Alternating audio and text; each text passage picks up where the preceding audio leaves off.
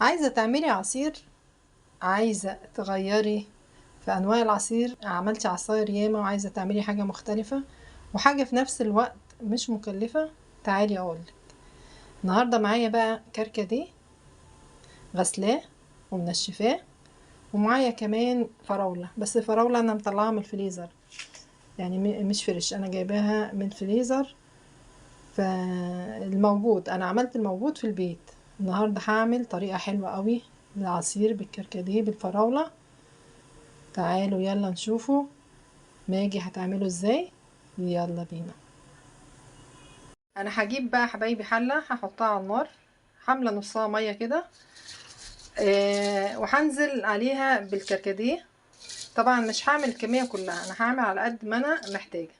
انا عايزة هنا الكركديه ياخد غلوة واحدة وهطفي عليه، هسيبه يخرج بقى كده، ينزل كل ال يعني الكركديه اللي فيه، يركز لي عصير الكركديه. بصوا حبايبي اسيبه بقى يهدى خالص.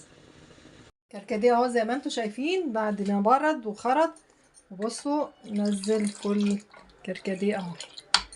هجيب بقى مصفى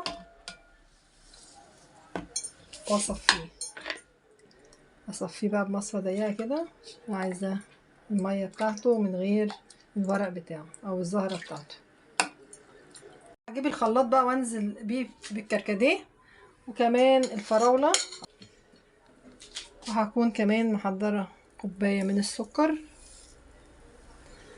على كوبايه من الميه عشان الكركديه هنا عندي مركز، وهضربهم بقى حبايبي في الخلاط.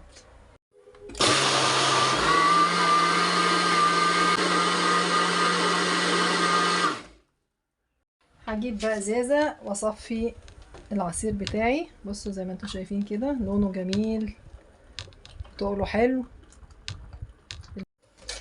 على فكرة العصير ده بيقوي الدم، حلو جدا مفيد جدا بالنسبة للناس كمان اللي عندهم انيميا. روعة بجد روعة. السلام عليكم ورحمة الله وبركاته.